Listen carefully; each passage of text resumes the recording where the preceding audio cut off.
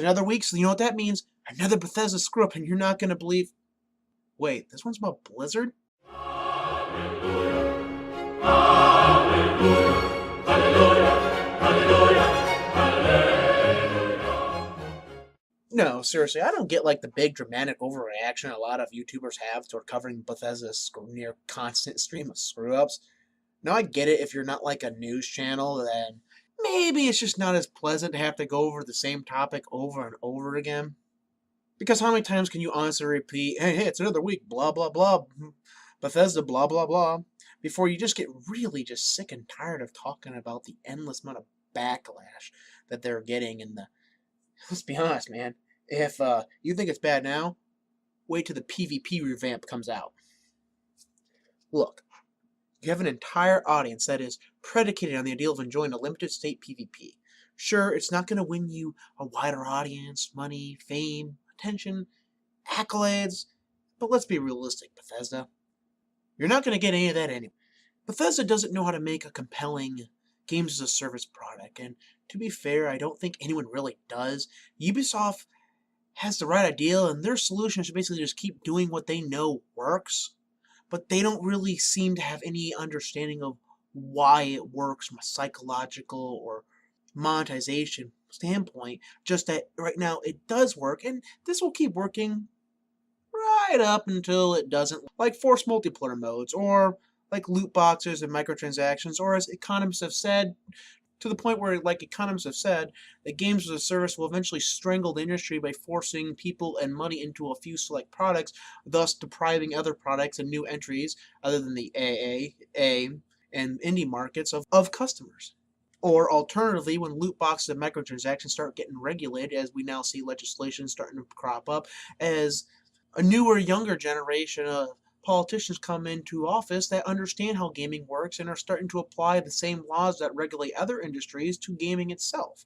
An issue that honestly needs to be addressed when it comes to the labor conditions that programmers are constantly subjected to, rather than the new Marxian ideals that the games union is trying to push, which, as I called in an earlier video, problem, reaction, solution problem, Rockstar has a really abysmal treatment of their employees.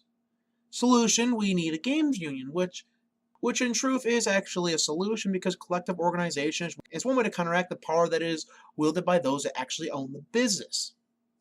But that point aside, where Bethesda struggles is that they had a lot of issues with Fallout 4 that they addressed, that they knew they understood they had, and which they admitted that they had screwed up many elements of the game, including questing, writing, RPG elements.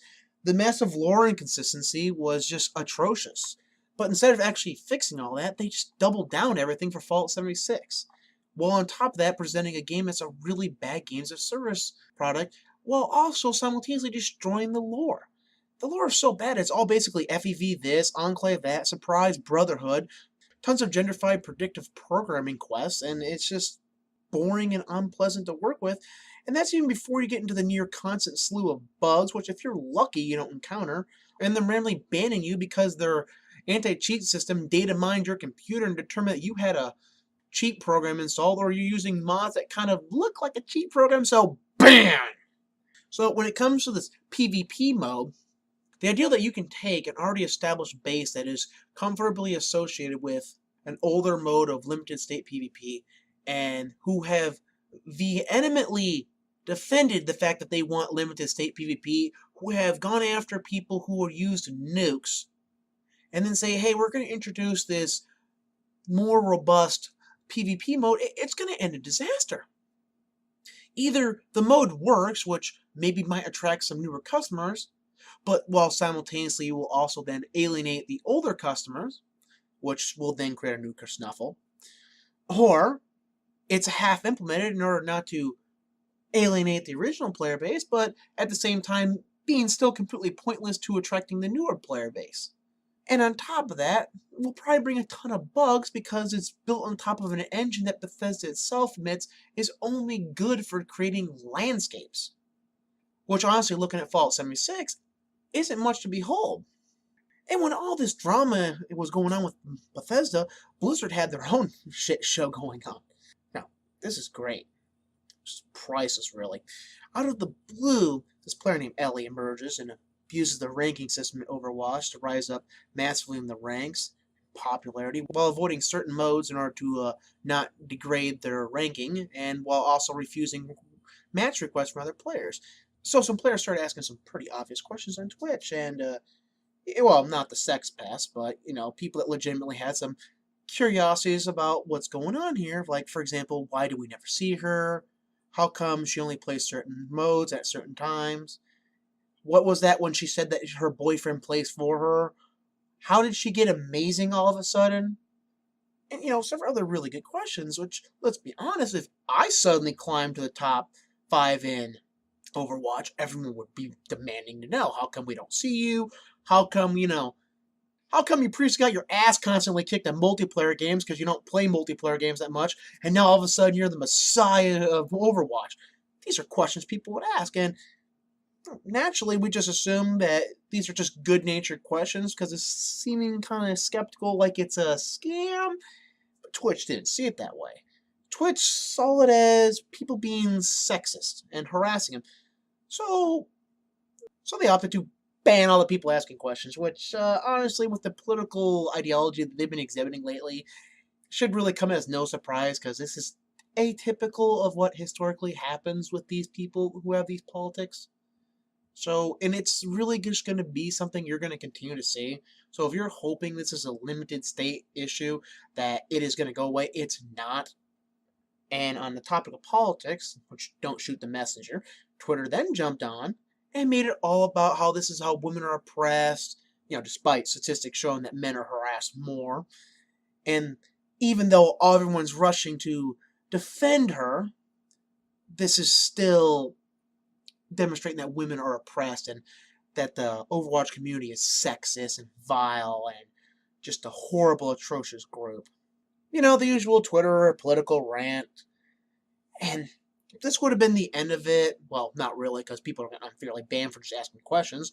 But then Blizzard decides to step in and start banning Overwatch accounts that are tied to Twitch accounts that got banned for supposedly harassing this player. Now, why did so many people think this player was being harassed? Well, Ellie kind of decided to step down and then cite harassment as the reason why. And when that didn't work, everyone was rushing to her defense. The person that actually owned the account came forward and said, yeah, no, I wasn't playing the game. I'm not good at this game. It was these other people who were playing the game, not me. And then these people had to come out and say, okay, yeah, this is true. It was all just a social experiment to highlight the sexism in Overwatch. Let's recap. So they basically take over a female's account. They, with her permission, from what we understand, they essentially get it ranked up by abusing the ranking system of Overwatch. Then, when people start asking some pretty standard questions they would ask of anyone who suddenly got that good and suddenly started streaming a lot more than they used to and was refusing to show themselves, Twitch decided to ban them. Then Twitter decided to defend these bannings with politics.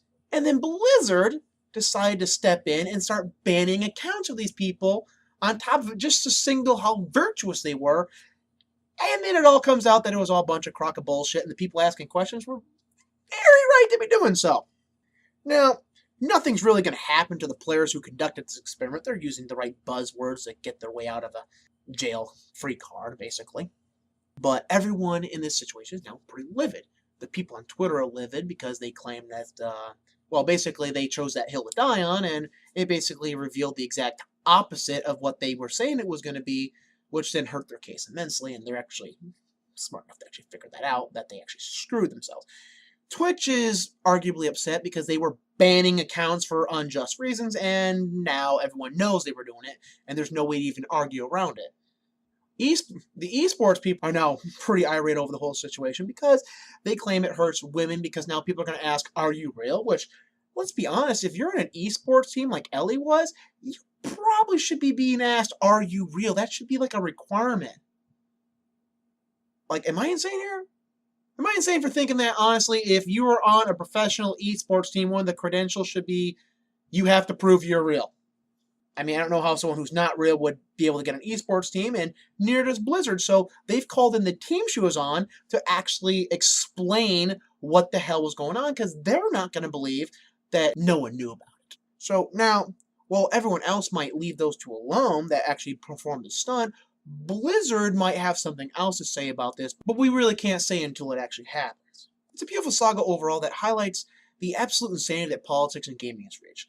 That's my takeaway from this. This highlights how out of control political correctness and gender politics has become, and not only how much it's become, but how much it's been institutionalized in corporations who are too ready to knee-jerk reaction and ban people who aren't even trying to do anything wrong, but just ask them pretty basic questions.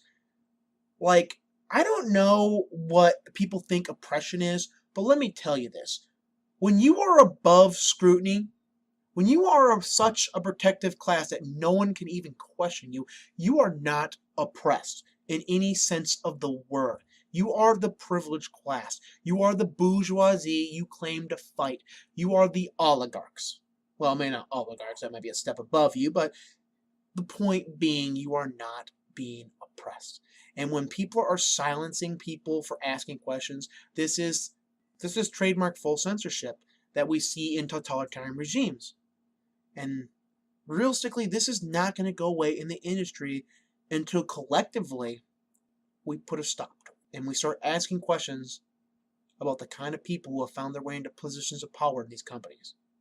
And what we're going to do about this going forward. And that's something we all have to think about. Peace out.